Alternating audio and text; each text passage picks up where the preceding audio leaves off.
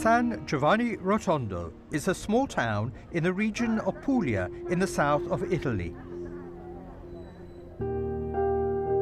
The name of the city is forever linked with one of the most popular contemporary saints, Saint Padre Pio.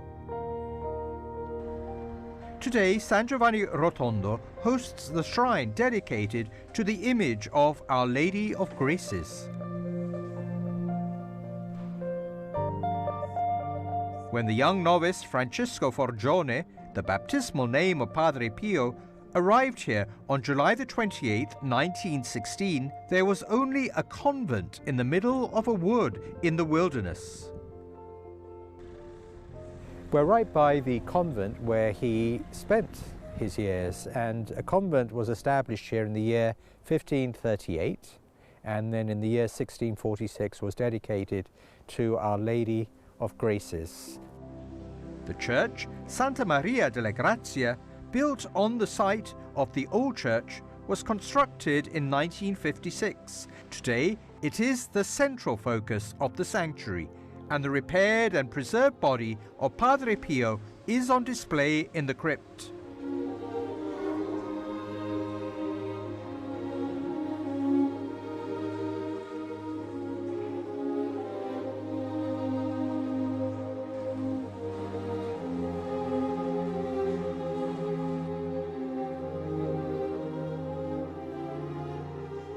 Saint Padre Pio suffered intensely through the transverberation, that lance that pierced his side on the 5th of August 1918, then in the stigmata a month later.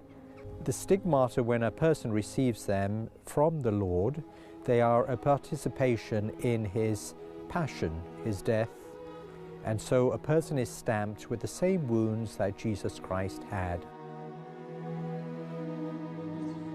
Entering the convent, we met the friar guardian, Carlo Maria Laborde. Father Carlo leads us through the long corridor to reveal the spiritual heart of the friars. At the moment, we're in a cell that used to be Padre Pio's room. He started living here 102 years ago, when he arrived in 1916. He came here for health reasons, looking for a more suitable environment for his state of health, and consequently, this small room was assigned to him. This room, Padre Pio practically always kept. It's very important because of some of the events that happened here during those years. Padre Pio was here on August the 5th, 1918, a month before the stigmata appeared. He was confessing a group of young seminarians in this room, as he was their spiritual director. At a certain point, he tells in a letter addressed to his spiritual director, a mysterious character appeared who threw a kind of iron instrument that pierced his heart.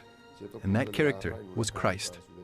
Temporarily, the heart of Padre Pio is located here. It was placed in this reliquary that Pope Benedict blessed when he visited this sanctuary on June the 21st, 2009, on the occasion of the exhumation. So the heart was placed in this reliquary.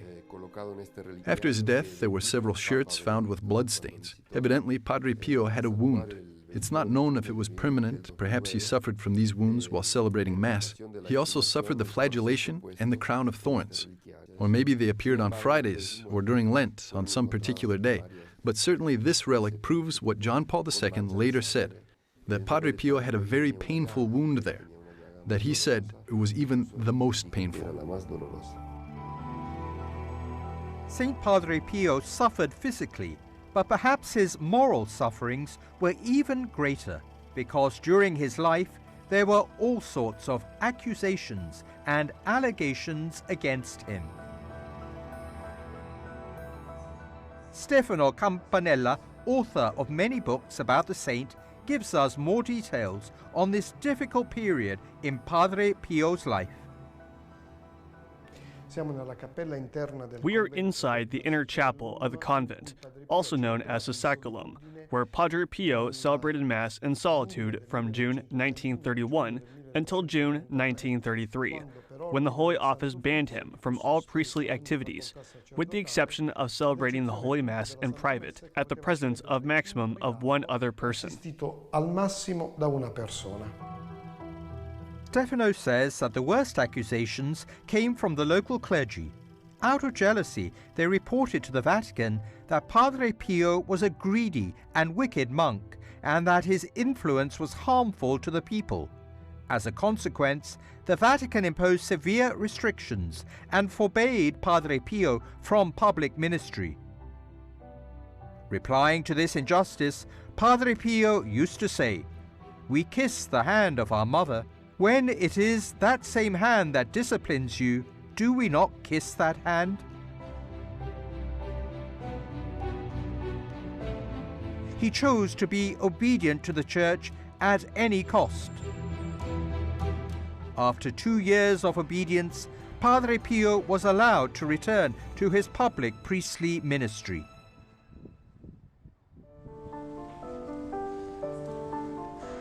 Under the tender gaze of Our Lady of Graces, here Padre Pio celebrated daily Mass and heard confessions.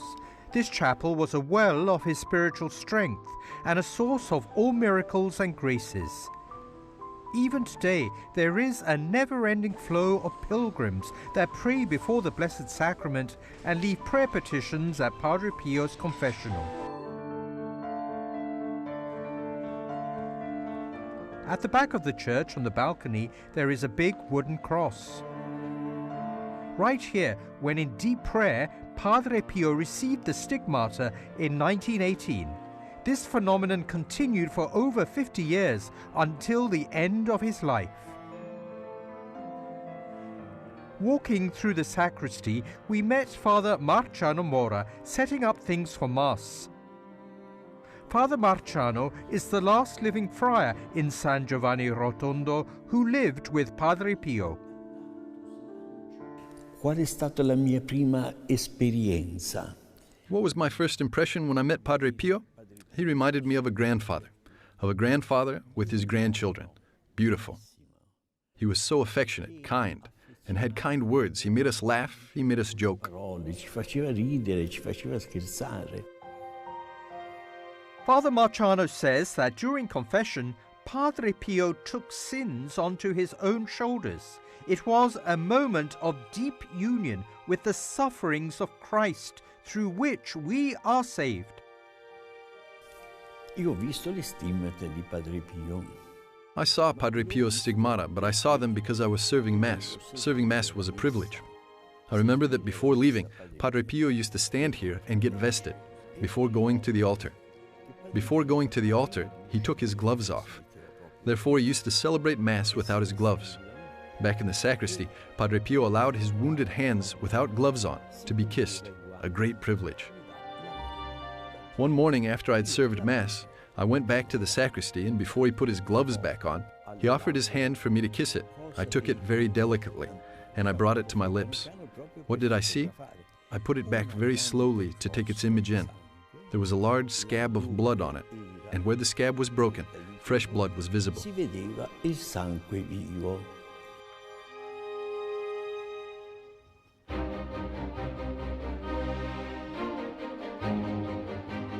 The Lord chose to give Padre Pio the stigmata for the sake of the body, the Church. They were a sign to others of his credibility as a confessor, his credibility as a man who could read souls. So people were drawn to Padre Pio because of the stigmata. God used that.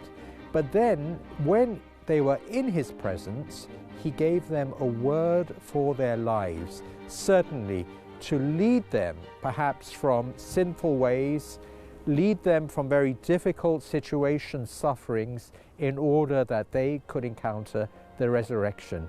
Interesting, you know, that for Padre Pio, he bore those stigmata for over 50 years, but then immediately after his death, the stigmata disappeared. So they were a ministry given to him for this life to bring other souls to Christ. They were not for themselves, they were not for sensationalism, but they were truly to bring souls to Jesus.